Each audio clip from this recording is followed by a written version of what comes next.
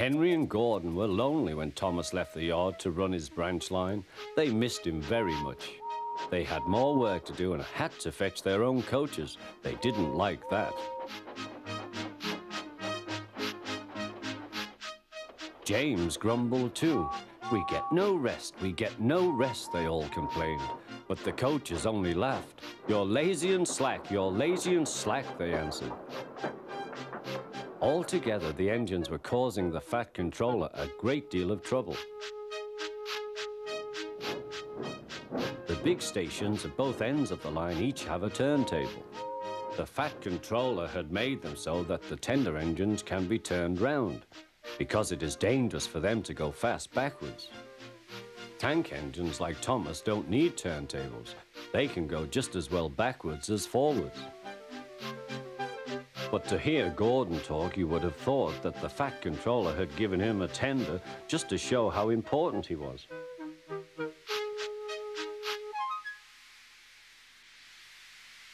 "You don't understand, little Thomas. We tender engines have a position to keep up. It doesn't matter where you go, but we are important. And for the Fat Controller to make us shunt trucks, fetch coaches, and go on some of those dirty sidings, it's not the proper thing." Thomas chuckled and went off with Annie and Clarabelle. "Disgraceful," Gordon hissed as he ran backwards to the turntable. The turntable was in a windy place close to the sea, and if he was not on it just right, he put it out of balance and made it difficult to turn. Today, Gordon was in a bad temper, and the wind was blowing fiercely. His driver tried to make him stop in the right place, but Gordon wasn't trying. The fireman tried to turn the handle, but Gordon's weight and the strong wind prevented him. "It's no good," they said at last. "Your tender upsets the balance. If you were a nice tank engine, you'd be all right. Now you'll have to pull the next train backwards."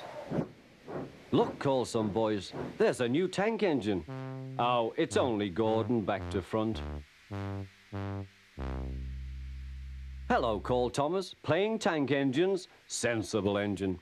Take my advice, scrap your tender and have a nice bunker." Gordon said nothing. Even James laughed when he saw him. "Take care," hissed Gordon, "you might stick too." "No fear," chuckled James, "I'm not so fat as you." "I mustn't stick," thought James. He stopped on just the right place to balance the table. It could now swing easily. Gordon arrived in time to see everything. James turned much too easily. The wind puffed him round like a top. He couldn't stop.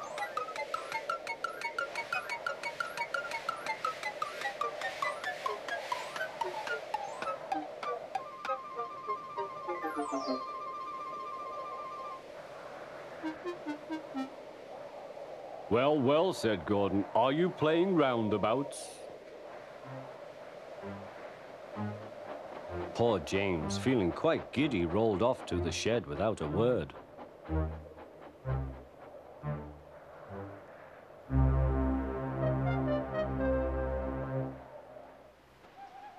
That night, the three engines had an indignation meeting.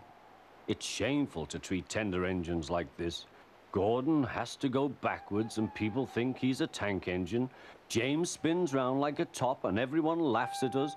And to add to that, the Fat Controller makes us all shunt in dirty sidings. Blech!" "Listen," said Gordon. He whispered something to the others. "We'll do it tomorrow. The Fat Controller will look silly." The engines had decided to go on strike.